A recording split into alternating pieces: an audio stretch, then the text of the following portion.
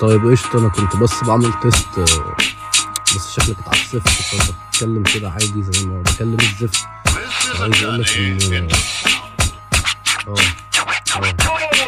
عادي بعرف أكتب ومش بركب البيت زي الأهل، بجيب البار في الدقيقة 90 تجيلي فكرة بس أنت سجل التدوين. ممكن أرسم على كبير بس من غير تلوين، كل تراك أولد سكول هي دي الحكاية. أسأل نفسي أصلا هي كانت إيه النهاية، بفكر أعمل أوتو تيون بس هنا في المراية، فكر نفسي إن نسيت أسأل عن بداية بس عادي بفتكر إني بطور هنا في رابي.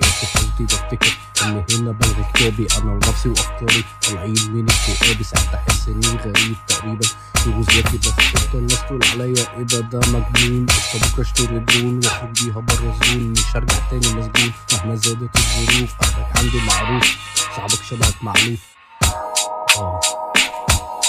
كنت بقولك فاكر إني اتعسفت بس أنا مبتعسفش عادي يا مان، مش بعمل تيست. بس انت عندي مشكلة بحب اربي حمام، فبكتب كلام زي اليمام.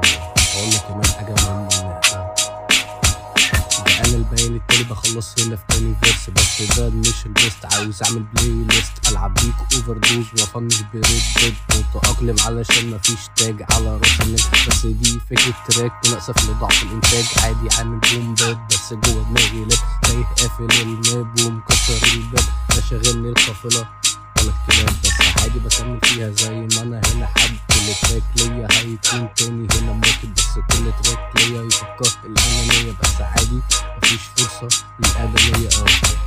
بس قشطة التالت تراك ليا ودي النية، أبقى نجم السين راكب عربية بس براب بالعربية، فقشطة إني بقول كلام موزون عادي بخلص الدور. عادي يا معلم، خلصت التراك وكده فقفلت دلوقتي. متنساش سوبر إكس على